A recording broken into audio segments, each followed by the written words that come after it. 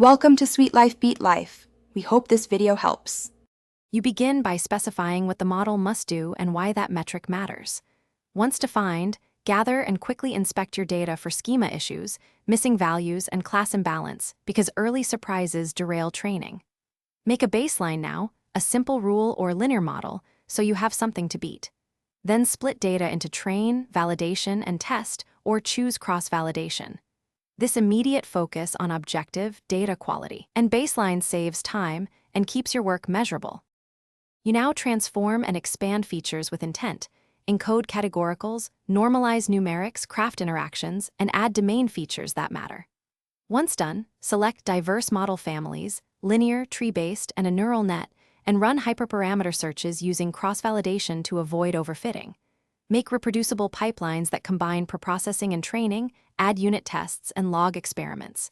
Keep iterations short, small experiments, clear metrics, and if a change improves validation, you finish by evaluating the final model on the held-out test set, calibrating probabilities if needed, and measuring runtime and memory so it fits production constraints.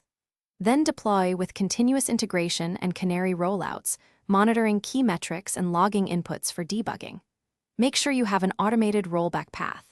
If things go wrong, first examine data drift, feature schema mismatches, or label leakage. These are the most common silent failures.